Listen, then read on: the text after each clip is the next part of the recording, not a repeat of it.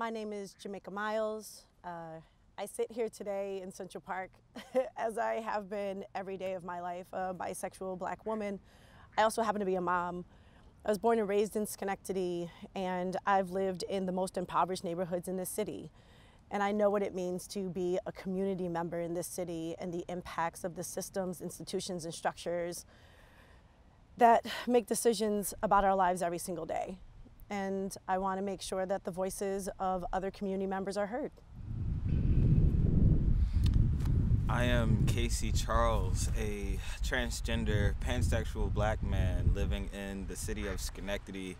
I've been living here since 2011 by way of Baltimore, Maryland, and I have seen many things and have dealt with Schenectady PD on multiple occasions, whether it be personally or interpersonally through people around me. So I feel like this conversation is a great conversation that needs to be had. My name is Michaela Foster, they, them pronouns. I'm a non-binary Black and Indigenous young person born and raised in the city of Schenectady. I've found myself facing many of the structures and institutions that marginalize Black, Brown, and Indigenous people in this area. I have seen also the empowerment that comes from true community and true liberation and the fight for liberation in this area.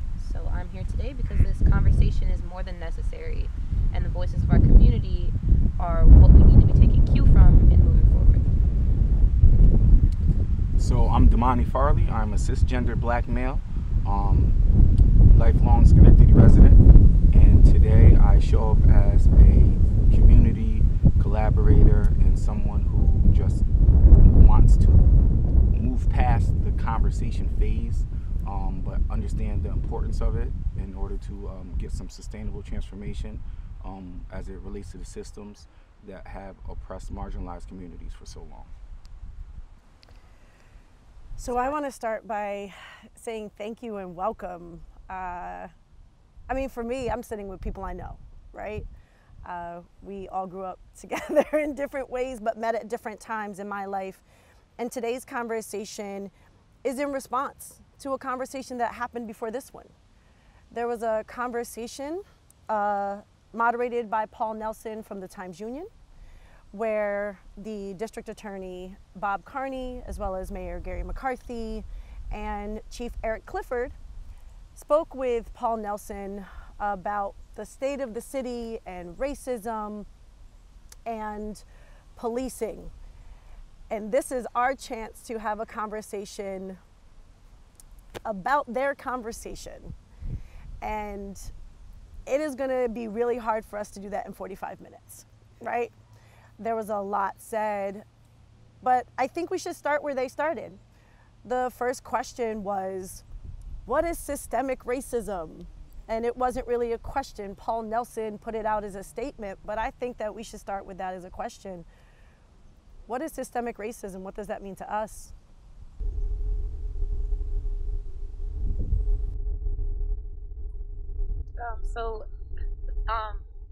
Not only from my own personal experiences and my own experiences with harm being perpetuated against me, but in reference to the history that we come from and that we stand upon, systemic racism and institutional racism, while they kind of hold the same weight in certain areas of this discussion, they do differ in some ways. So systemic racism is racism and white supremacy perpetuated through the systems and structures of our entire system in the United States. Now, systemic racism against Black, Brown, and Indigenous people is not specific only to the United States, but centric to the United States. It shows up by the means of the other systems that come into play. So capitalism is white supremacy in action, and class structure is white supremacy in action, and these systemic variables that show up that contain white supremacy and racism systemically, and then are perpetuated against people who fall underneath these things. And then institutionalized racism is how these systems show up in our day-to-day life. So institutionally, the way that Black women are dying at the highest rates in childbirth in the United United States due to lack of equitable care, and that Black, brown, and indigenous people are most likely to die from COVID-19, not because we're most likely to get it, but most likely to not have equitable health care. Again, the ways that this shows up in our systems, through our systems into our institutions. So whether that's our literal government and how we are governed as a people, or through our education system and how there's not equitable education for people predominantly in poor and impoverished areas, how equal cuts are not equitable because people are already lacking in resources. The way that it's institutionalized, the way that people are treated in day-to-day conversation and action, that's where those two things kind of link up. Anything to add? Because, I mean, Damonni, you work with kids a lot. So with the systems and structures and institutions, what does that look like? So for me, from my perspective, I see it every day, and I see it play out on that interpersonal, institutional level. I think like a lot of times when we talk about, and I saw some of this in the conversation with the mayor and the chief and Paul and the DA, it was like, sometimes we allow the racism, when we talk about racism, we allow it to live on that systemic level, that 50,000 viewpoint of like, it's all the way up here. But when we do that, we neglect our own personal choices that happen within said system that perpetuate it. So for me, it's like, a good example, Michaela, when you talking about education cuts, like, so we know New York State is facing some hard economic times. So our own city school district has been cut. There's projected cuts that are going to be inequitable, and it's all going to disproportionately impact Black and brown and marginalized communities. Then within that system, then we have choices of what resources we have.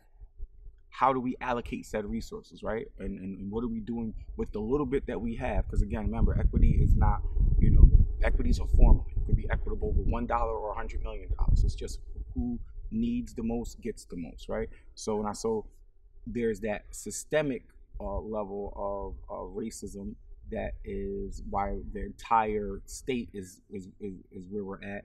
And then you start to kind of level it down to like, okay, but what's happening in this county, right? And who's making decisions? And then out of that county, within this city, who's making decisions and how is it impacting people? So I see it play out on multitude of ways, and it's all pretty frustrating. And there were definitely a lot of pieces just already with what has been said as it relates to what the DA and the police chief and the mayor of Schenectady talked about. What I didn't hear was their acknowledgement that racism still exists at a systemic and institutional level. I did hear them deny that it exists at systemic and institutional levels, specifically DA Carney. Before we get there, though, I would like to, if we can quickly talk about education. Mayor McCarthy said one of the reasons why there are not more Black and brown people in jobs in the city is because of our education system, and seemed to lay blame simply on education as if there was nothing the mayor could do. Did that sit with anyone else when talking about education and the role of the city and why there are not more Black and brown people in roles within the city? There's actually 2 points that made me somewhat, it put me off when he was answering the question because of how he framed his answer. He framed it as if the people wouldn't understand because we are not currently at 100% graduation rate in our schools. And my first response was, well, I mean, to put it plainly, I don't believe you have to have a complete high school education to understand that the neighborhoods are being gentrified. Another point I had to make was your graduation rate may be higher if you would stop defunding the schools. If you would put more programming into schools, pay the teachers what they need to be paid, so they don't have to spend their own money in classrooms that they're trying to use for their own children at home or to support their families and to support themselves. So I feel like it was I feel like he contradicted his entire, what he likes to put out in the media as his stance on education and equity in the community. I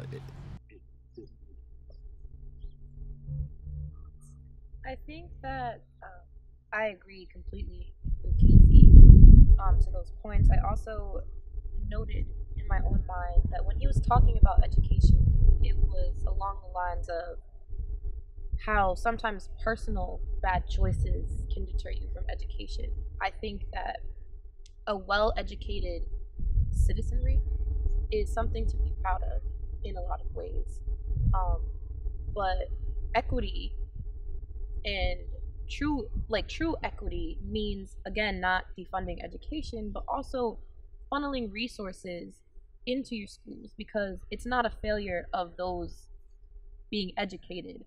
It's a failure of, well, it's not even, more so, it's not a failure of those being governed. It's a failure of the governing forces when your citizenry is experiencing collateral consequences to your inability to create equity within these institutions. So it's not specifically, it can't ever specifically fall on poor decision making of children in the education system, when the education system does not, and it's nearly impossible for it to account for all the traumas that people face in impoverished areas. And then on top of that, an already defunded education system as is Schenectady alone is owed millions and millions of dollars from Cuomo, and the mayor is not putting any pressure to stop the cuts. I haven't heard McCarthy say anything about the cuts, actually. But people from all over the Capital District are fighting back against equal cuts that will never be equitable, and nobody should be facing cuts, especially if the governing force in our state, and specifically in Schenectady, is saying that education is the key. You're not handing us the key. You're giving us doors, but if education is the key, then why are we not putting more effort into creating a more affluent, educated citizenry?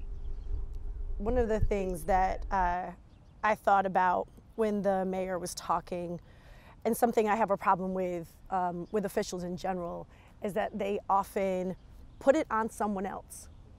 It is someone else's responsibility. Somebody else should be doing this. It's not my job.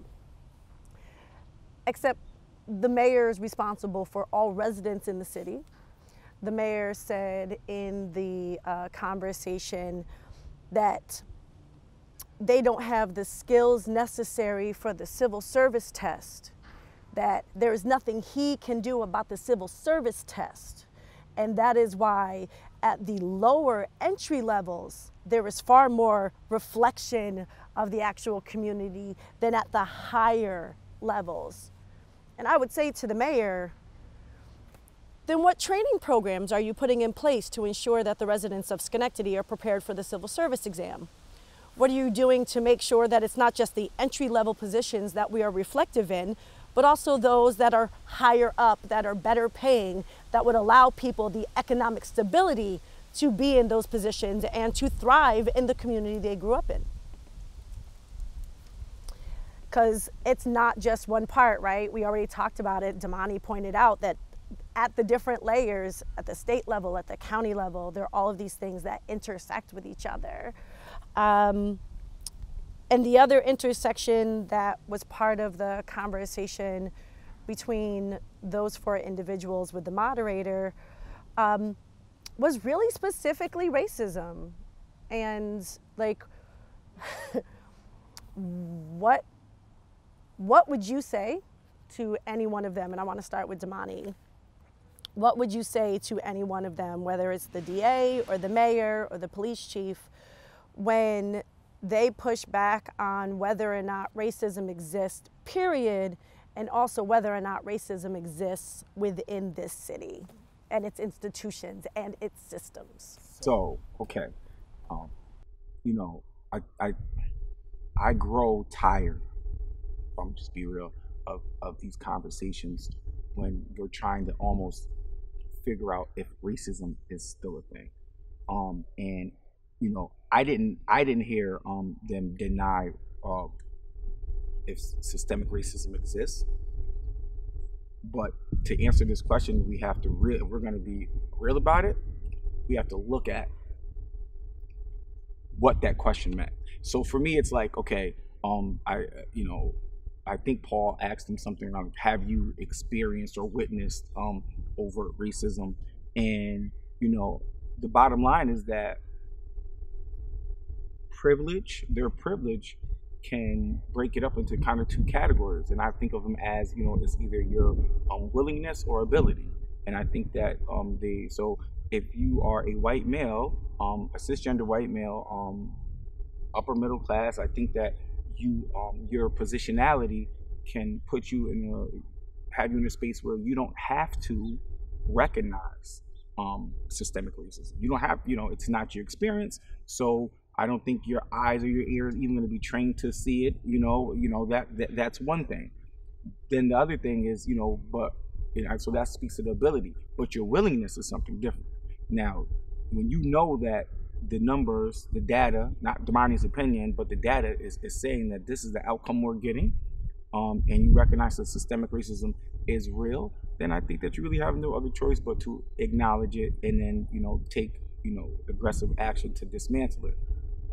But I am going to say I'm going to, you know, kind of have that real conversation with us too as a community. Like, we got to be real. Like, you know, do we think that anyone in an elected seat is going to say, oh yeah, I remember that time that I heard so-and-so say the N-word or do something that is, you know, overtly racist? Because what's the next follow-up question? Well, what did you do about it, right? And so no one's going to walk themselves into that corner, but the truth is, I think that we all, even us here, have been complicit on some level. In our past, there's probably been remarks that we've heard that we kind of glared over, or maybe a joke that we kind of like just ignored, or something that was racist that in whatever moment, for any given reason, we didn't rise to the occasion and say that's not okay. And I think that when you're talking about systemic racism, trying to make this point as short as I can, but it's like when you're talking about systemic racism, it becomes a point of there's risk involved with operating in integrity, standing up and speaking up for what's right. And the fact that I believe, even with our woke selves, we have all at one time or another in our journey might have been complicit. It's that real honesty about that is why we're here saying, I'll never be that way again. I'll never allow those things to happen around me without standing up again. And I think so when we pose that question to leaders, I mean, the minute that people answer that question honestly, we know the next thing they won't be leaders anymore. You heard that and you didn't do anything about it, or you saw that and you didn't act on that, we don't want you in a leadership position. We're going to say those things, right? But the truth is, we know that there's no way you can be working in or around systems for 20, 30 years and not experience that. So either you are, you know, unwilling to acknowledge it or unable to see it due to your privilege. But either way, we have to create a space for ourselves and others that says, yep, that was a problem. I saw it. And maybe I didn't do anything because I was up for promotion. Maybe it was my partner and I was worried that I got to depend on this person to make sure I get home safe every night. Maybe I was worried about my mortgage and my family, and be honest enough to say those things, because that is the progression that we need to get to say that was something that happened and it won't happen again. And if we don't kind of be honest with ourselves as a community, I don't feel that we can, you know, have that level, even though we should have different level of expectations for leaders. Sorry. So, picking up on the question that was asked, have you, when they asked Chief Clifford, have you experienced blatant racism, and if so, how did you deal with it? something that came up when he was talking was a specific example that he gave of when he said that one of his partners they pulled someone over and they couldn't give a valid example on exactly why they pulled this black person over or what the black person did when they pulled him over, and he just told him to walk away and let it go, and justified that point. My position is, why didn't you say anything? You're saying that because at some point at what point do you differentiate being complacent and being overtly racist? You know what I mean? Because if I can plainly see that you pulled this person over without a just cause, specifically because they are othered, I believe that is overt. I believe that is directly in your face. If you can specifically see, oh, wait, they didn't give me a reason. That person is black, and I can tell that they don't like this person. That's blatant racism. And all you did was tell the officer to walk away. That's not dealing with the problem. That's pacifying it until they get to the next victim. So he did give an exact example of overt racism, and he told us exactly how he dealt with it. And he should have also been dealt with because he didn't, like Damonni said, did not handle the problem correctly. But I think to tie this in with your question, as far as like white supremacy existing, it also shows it in his example, because if he wasn't a partner, or if he was not matter of fact, yeah, because he's white, because he's your partner, and because you depend on him in that moment, you did not report him, you did not do the necessary precautions, like anything that you as a police officer are supposed to do, which is report them, because at that point they're a safety issue for the people that you are supposed to be protecting and serving in this area. So how are the people around you supposed to believe that you don't think white supremacy does not exist in Schenectady when you showed a plain example of it existing?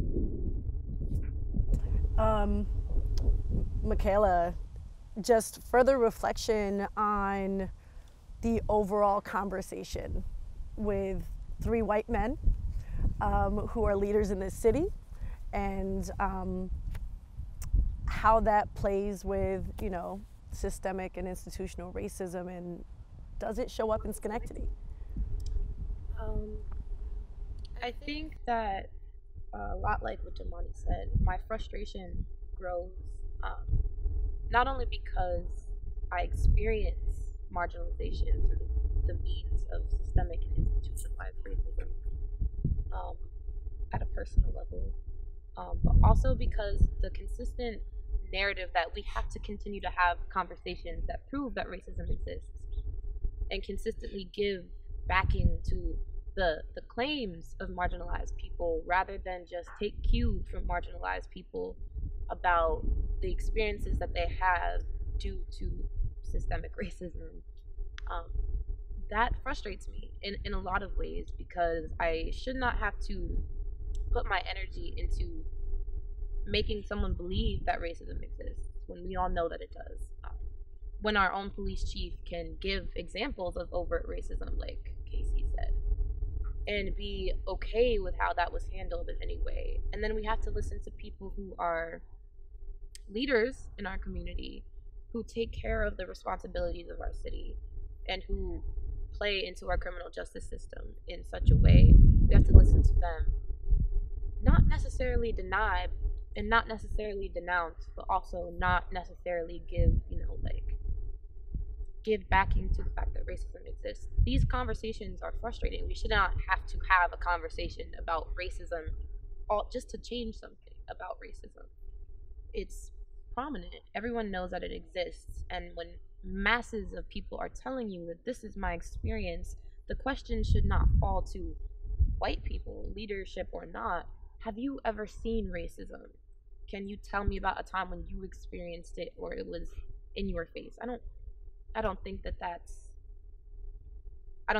productive in any way, because there's so much proof in backing these conversations if we're going to keep having them, although we've been having them for 450 plus years on stolen land. I think that if we're going to continue to have these conversations, they don't need to be tuned into what white people think about racism. They need to be tuned into what racism has done to people who are telling you that they are victims of systems that you work for and perpetuate. So whether or not you are not racist does not make me feel any better about the conversation that we're having, because it's not enough to not be racist. You have to be explicitly anti-racist. Saying that, like, I know racism exists, but I haven't seen it.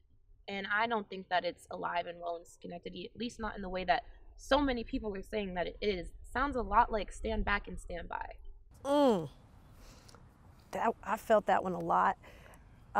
There's also a lot of things in what you said, including that the mayor, every time he spoke about racism, he said, oh, but it's not just racism, it's poverty, and we got to worry about gender, and we got to worry about age, and we can't just worry about these one things. That the mayor thought it was so important that we couldn't just say racism, that he couldn't just talk about that.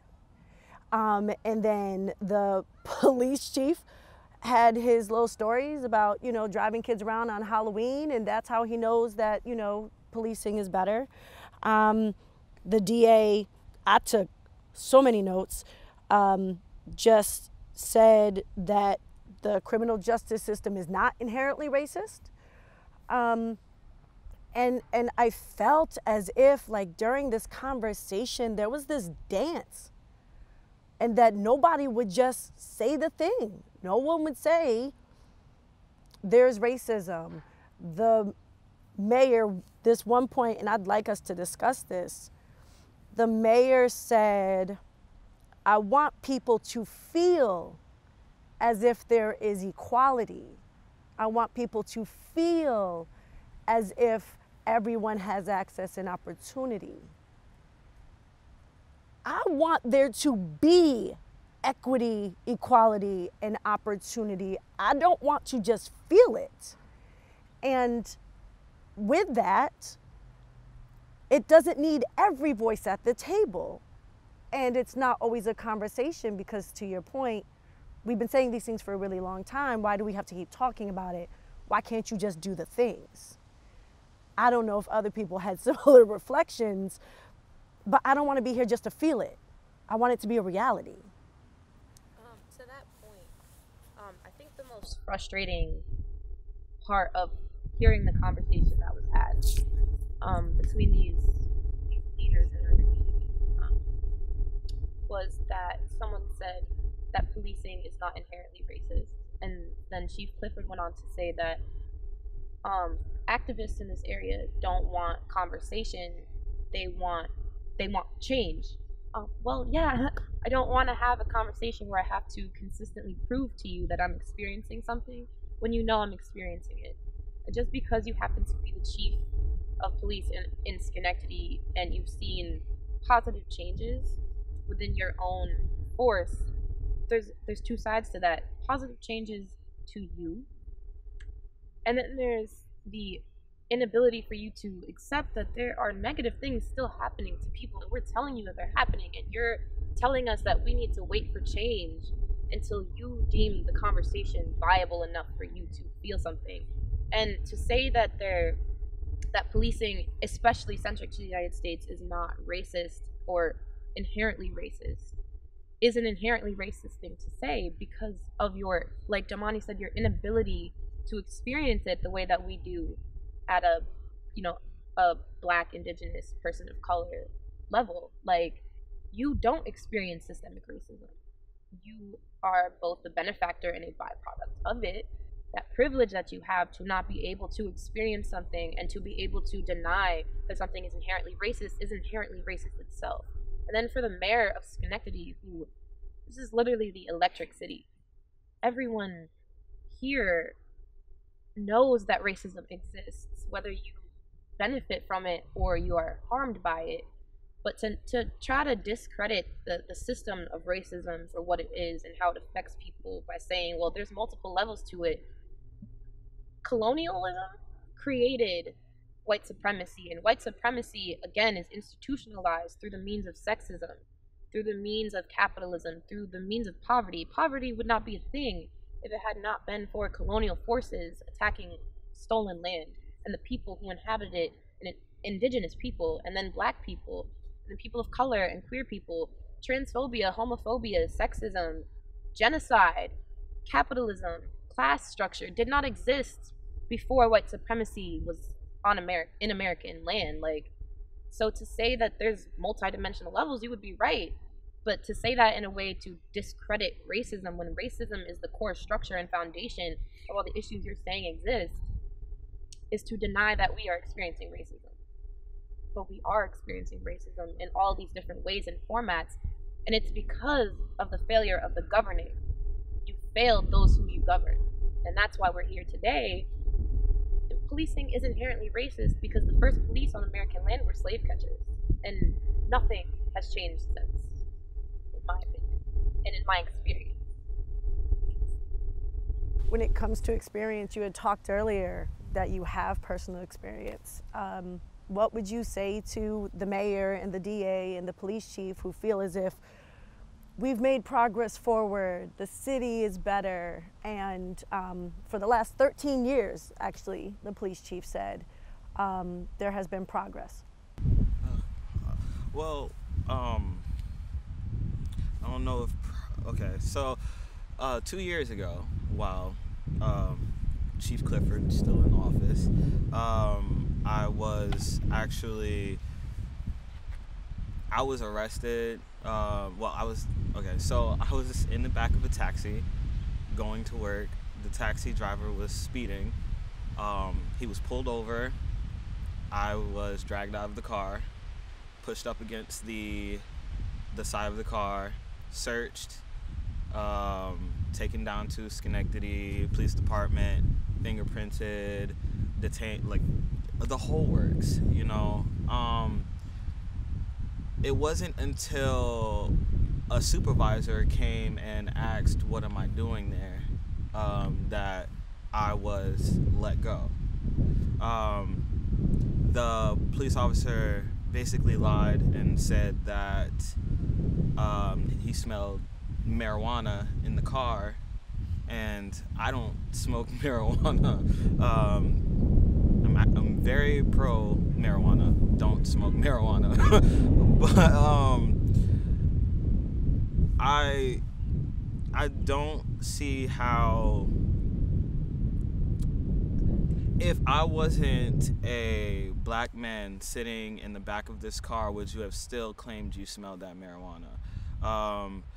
If I wasn't a black man in the back of that car with a white taxi driver, right, that you gave a ticket to, looked in the back of the car and seen me back there, if I was a white cisgender man sitting in the back of that car, would you have still dragged me out of the car and pushed me up against the side of the car? There's been other instances where I have literally seen racism in how police officers treat black and brown and indigenous folks in the area. Not only that, if we want to take it a step above the people that enforce the law, we can talk about the public defenders, how they specifically make people take guilty pleas because they don't want to deal with it in court because their caseloads are too high with mostly black, brown, and indigenous folks in the area, because of the officers that enforce the law keep funneling them from the school to the jailhouse. And then if we want to wrap that all the way back around, Mayor McCarthy is defunding schools, which is taking away programs from the most marginalized, quote unquote, areas. And then you're arresting them, making them take guilty pleas, and putting them in prison.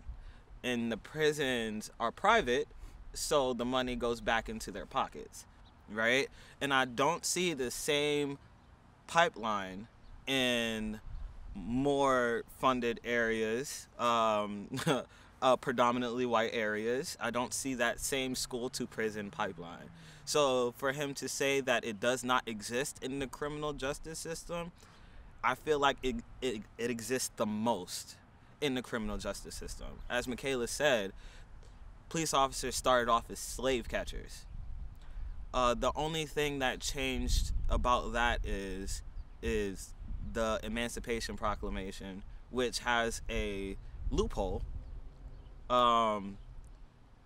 Basically, we can have slaves just as long as they're incarcerated. As long as they're marked criminals. I mean, the one, I do want to fix one thing. So Mayor McCarthy isn't defunding our schools directly, right? Because New York State is responsible. Andrew Cuomo, my dear friend, fully fund our schools. But to the point that Mayor McCarthy still has an ability to support the schools and to support the students and to support the families so that they then have that access and opportunity. And I heard nothing in the conversation about how he was going to do that. I did hear him talk about how $75 million went into Hamilton Hill and that there has been more economic development in Hamilton Hill since he's been in office than, you know, the 75 years prior. Has anyone heard how many jobs, construction jobs or job trainings came out of the $75 million that is reportedly going into Hamilton Hill? How is that even working? Damonni. So I'll give some pushback around that, because I feel like you know, if you have, you know, if this investment is happening in the city, I'm gonna say, yeah, that's what's up. I'm gonna applaud that, and I that's how I feel. I want to be clear that if you're again investing into marginalized communities, but you're not intentional about making sure the people who are most impacted are the ones who are benefiting from it. I mean, if it's not just intentional, if you're not saying, I want to make sure, and not just saying I want to make sure, but there's not anything within your mode of operations that says, in order for this to happen, I mean, like we talked like a little bit about Section 3 workers and things like that, you know, I'm not going to pretend to know a lot about. I'm just going to say that there's no reason why, you know, a young man should be, a young black kid should be walking past a construction crew with people who don't look like him, that aren't from this city, don't live in the city, making $40, $50 an hour so he can walk 2-3 blocks to go sell marijuana to make $100 a day and risk his freedom and those things, and then we talk about the personal choice of that young person, not the setting conditions what perpetuate that. So let me tell you something. I know a lot of young people, unfortunately, that have been jammed up and have been funneled through the system. And if they had an opportunity to go make $40, $50 an hour, instead of walking past the guys that are making 10 times what they're making in their neighborhood that they don't live there, then they would take that choice. So I think we just have to be clear about that and honest about that. And from the community standpoint, I think, you know, we want the mayor, we want the chief to be explicit about systemic racism and how it exists. And then again, what would happen if they were? I mean, let's be real. Do you think that people are going to come out and vote for an elected official who's saying, yep, systemic racism is real, I experienced, I saw, I said something about it this one time, this time I didn't say anything about it because I was afraid or something, and we Are we going to really do that? That's my expectation as a leader. You gotta be who you say you are. But I don't think it's right to be like, oh, they're not acknowledging that. The truth is, we need to make sure that when people do acknowledge it, that we support them and we show up for them. And we make sure that when people are speaking and telling the truth, it shouldn't have to be risked. You shouldn't have to risk your livelihood, your employment for telling the truth. And it's not fair. I'm talking about what's necessary, not what's fair. Because as a community, we have to be intentional about supporting people who stand up and speak out about things, whether that is me, Damonni, or somebody that's or the mayor. If people are taking these positions, we have to support them. Because if we don't, then we're just going to keep seeing what we see. And people who want to say, yeah, we know it's real, but I don't really want to get into that too much because it's a landmine conversation. And I think this literally, everything you just said is proof of systemic and institutional racism. It is absolutely showing how it works, how it operates. It was D.A. Carney that specifically said the criminal justice system is not inherently racist. And I'm just going to say it again because he said the words and he's wrong. But literally what we just saw, mayor, police chief, DA, was a perfect example of how in this city right now, there is systemic and institutional racism. And what we have asked for as a community, not just in this moment in this panel, but like throughout history, is for there to be change to address that.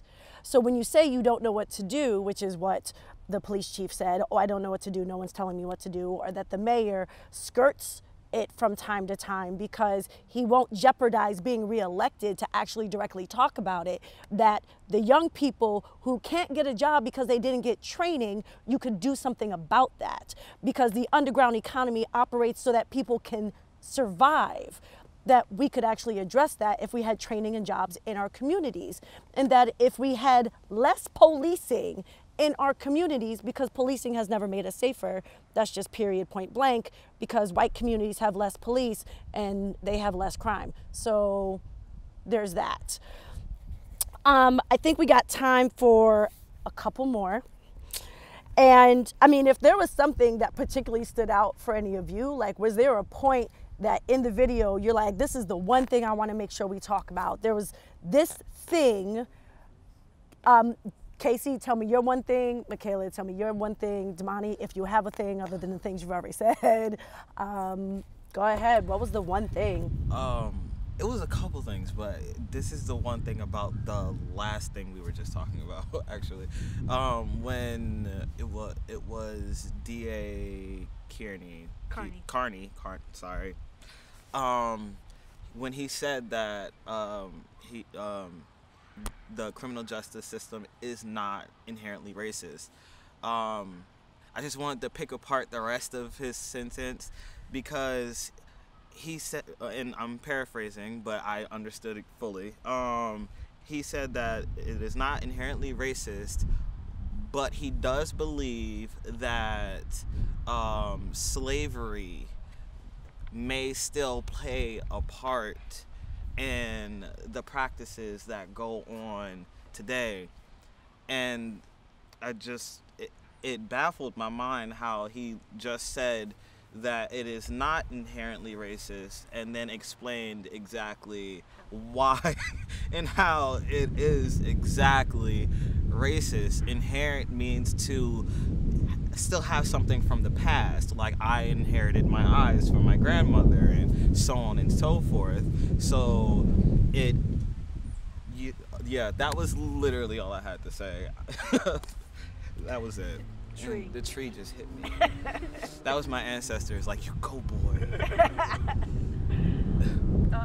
To that point as well, snaps and claps, because it is inherently racist. And again, having a conversation to jump around the fact that it is inherently racist is inherently racist. To force marginalized people to somehow prove that we are being abused and harmed and experiencing things to make it valid when it's been valid for 450 plus years across the board is inherently racist. That's abusive. It's the bare minimum to have a conversation. It's also it's not productive to say that, oh, people don't want to have conversations with me, no one's telling me what to do, when the community has come out not only with demands recently, but historically and currently and moving forward have come out to say this is what we are experiencing. And like, it's great that you're hanging out with the kids, but like, policing is harming us in the ways that you are doing it. And like, there was another thing that really got to me, and it was in the way in which Breonna Taylor's case was discussed. That was painful to watch and also painful to hear. And you know, like, I think a lot of people expected that, oh, like the chief of police and all these people are saying, oh, it was murder when they killed George Floyd. Like, we see it was murder. It shocked me, even as the chief of police. It shocked me that a police officer would do that. And I know it was murder, and I know it wasn't right, and I know I'm gonna have to face the repercussions of how people react to George Floyd. It doesn't shock me. It doesn't shock the people who experience it. So like, that proves to me that you aren't intentionally listening to us. You are not doing the job that you think you're doing. You're maintaining what you already have going for you and what you already have going on in SPD, because there should be no reason that you're shocked. You should be dismayed. You should be upset. You should be just as angry as us, but you are shocked somehow that George Floyd died like that, being lynched in the middle of the street. When that happens to black and brown people every day in this nation, it has happened in SPD. Andrew Pierce is dead because of SPD. And there was someone, I think it was the mayor or the chief, who said that, or even the DA, who said that this has never happened in Schenectady. It has. The DA said it. It has happened in Schenectady. Andrew Pierce is dead. People have died. People have experienced brutality. Yegeshwar had a knee on his neck by Officer Palmer just a couple months ago, and we're still waiting for justice on that. Justice and transparency. But the way in which Breonna Taylor in her case was discussed was that there's somehow moving parts and different variables, and how the DA framed it was like, it's no less tragic, but prosecuting police officers in a situation like that is not like the George Floyd case, because we didn't see her go through what George Floyd went through. There were moving pieces. There were officers all over the place. Breonna Taylor is dead because policing is inherently racist. And the police force, whether it be in Kentucky or in Schenectady, stems from the same place. Breonna Taylor should not be dead. There is no justification for the death of black, brown, and indigenous people, and cops are not judge, jury, and executioner. So you don't get to kill black people, or kill anyone for that matter, because white people die at the hands of police brutality too, which makes me question why a lot of people aren't as mad as we are.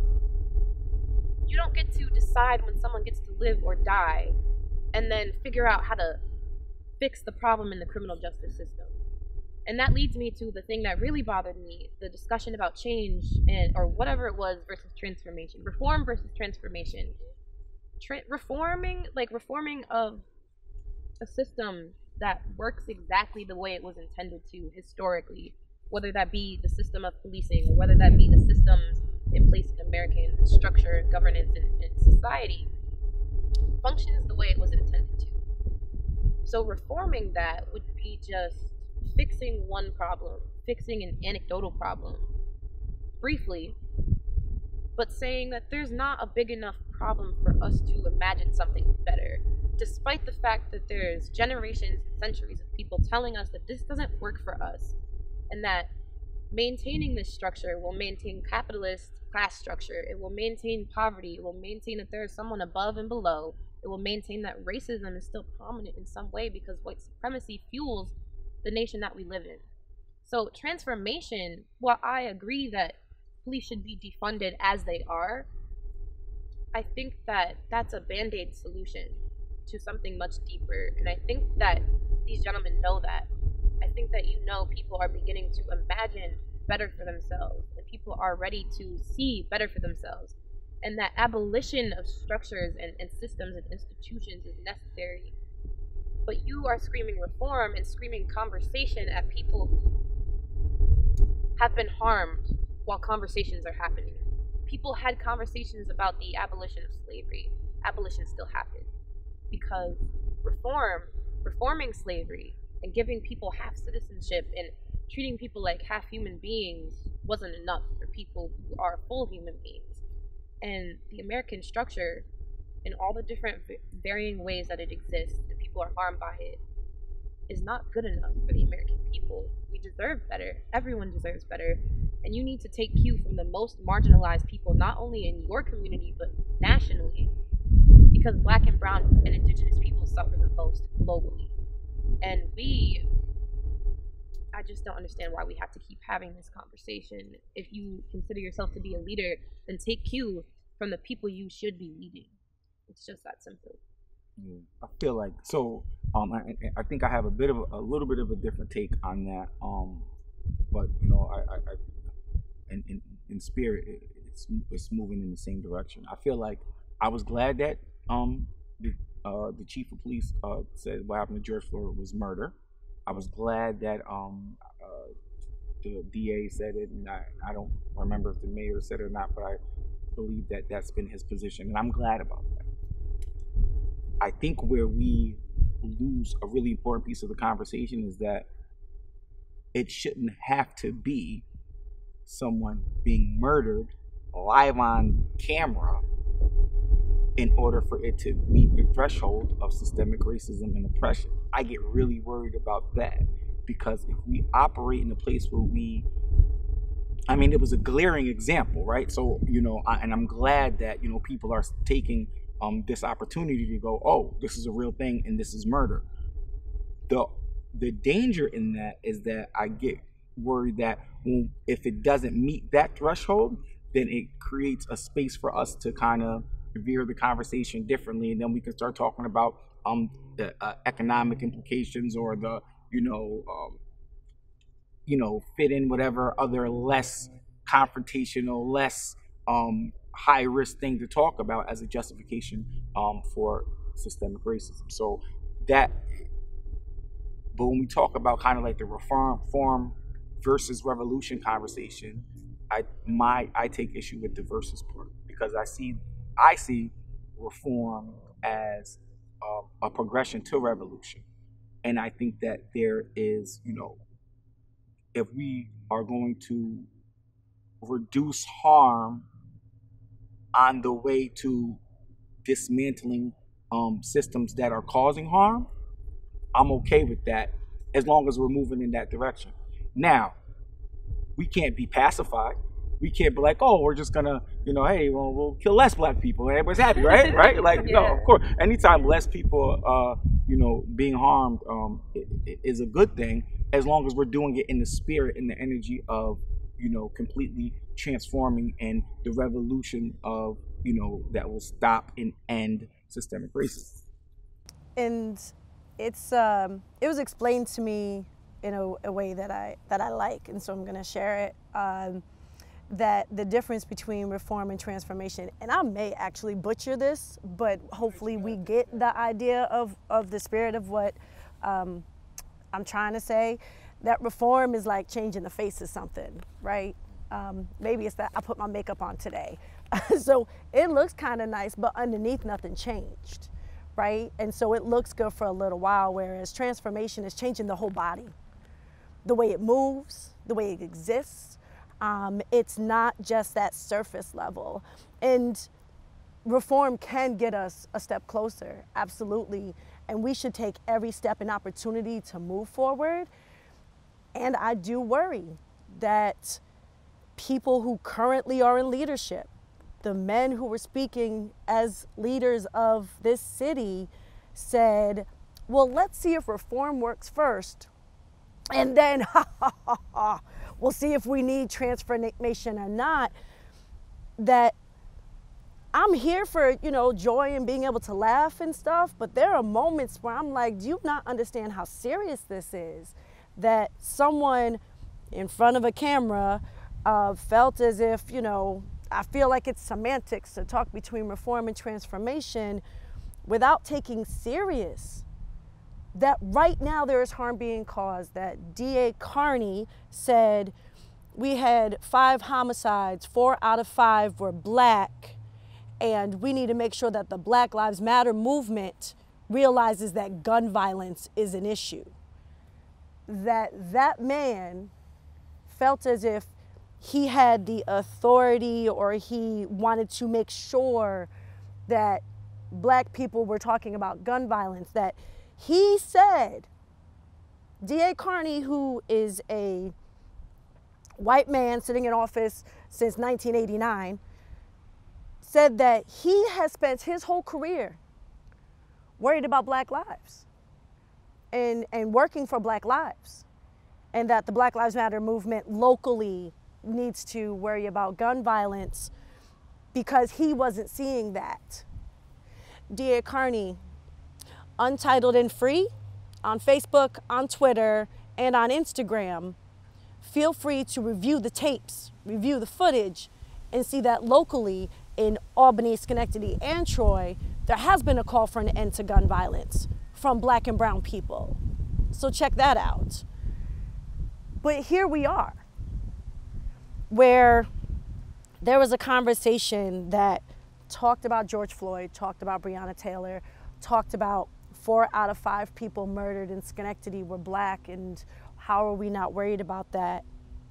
And in the same breath said, let's not paint everybody as the same brush. And I want this to be the last point that we make, because I know that we're out of time, and I want to be respectful of your time as well as the people who are helping us from WMHT today, that policing should not be painted with the same brush. And it was something that Chief Clifford said during the interview, and he has said before, that because something happens someplace else, we should not think that we have problems here. And I do feel as if we've already talked about this, but I just want to be clear. Policing is an institution and a system. And in Schenectady, even though we don't have a George Floyd, which has been stated, should we assume that we've made enough progress to be on the other side of racist policing? Absolutely not. Not as long as, not unless Andrew Kears comes back and says that Schenectady PD is in no way, shape, or form responsible for his death. We don't need a George Floyd in order to protest, in order to feel like our black lives don't matter to this system, because we've seen it our entire lives and we have examples. So. Absolutely not. I don't think that we should ever try to quantify in any way the way that Black lives should or shouldn't matter, and how that movement should take form in Schenectady. We don't have a George Floyd. Nobody should have a George Floyd, but we have Andrew Kears. We have Yegeshwar, who just a couple months ago, again, had a knee on his neck by Officer Palmer, who's still employed by SPD, whose files are still being redacted and not given to the public. We have me. I mean, I was 14 years old, suffering a mental health crisis, and my first experience with policing was a white man in a SPD uniform coming into my house and putting an arm around my neck because I was being disrespectful in wanting to end my own life in some way. Policing and how we treat people, it doesn't matter. Let's just get it clear that there's no separation from Schenectady and Minneapolis in any way. Black people nationally are connected in the way that we experience being black. We're disconnected oftentimes from our history, but us coexisting in America, we might have different cultural expressions based on where we're from. I mean, people from the South are starkly different from people up north where we are in New York, but that doesn't disconnect us from our experiences with oppression. Oppression is oppression across the board in the United States of America. And to say that because we don't have a George Floyd, we don't need to be preventative of these things, because yes, right now the Black Lives Matter movement in some ways is being reactionary to what has happened and what has continued to happen. But the Black Lives Matter movement has also always known exactly what that means, that Black lives matter, all Black lives matter. And we have never just only been talking about police brutality. You just haven't always been listening. We've always talked about all the ways in which Black, brown, and indigenous people suffer across the board, in the ways that we are harmed, whether that be through poverty, gun violence, lack of sexual education, lack of health care, lack of education in general. We've always been talking about this. This was what we were talking about from the beginning. what liberation has always looked like to us, back beyond the Black Lives Matter movement into the civil rights area, in the Black Panther era. Like, we've always been talking about this. You are just now tuning in to what is easy for you to listen to. And I think that to say that we don't need to be preventative, and we don't need to worry too much about police brutality in Schenectady, when police brutality not only happens, but the ways that police brutality comes up happen. People are racist in Schenectady. White supremacy groups support SPD right now. What are you saying about that? Are you denouncing white supremacy? Are you making are you calling out and saying that this is what we're going to do to prevent this from happening? Are you doing anti-racism training? Are you meeting the demands to ban hog ties and ban knees on people's necks and ban shooting at moving cars and no-knock warrants? Like, what is SPD doing? What is the DA doing? What is the mayor doing? Because we're having a lot of conversations, and you're saying a lot of things about how you don't see this happening and we don't need to worry about it, but people have been worried about it. And people have been bringing this directly to you, directly to your feet. What are you going to do about it instead of telling us to have another conversation? When you have the proof is there. Fire Officer Palmer. Ban no-knock warrants, like Breonna Taylor's case. Ban knees on people's necks, like Yugashwar and Officer Palmer. Do the things that need to be done and stop telling us to have a conversation about something that we are already readily aware of because we experience it in day-to-day because of the institutions that you are in charge of.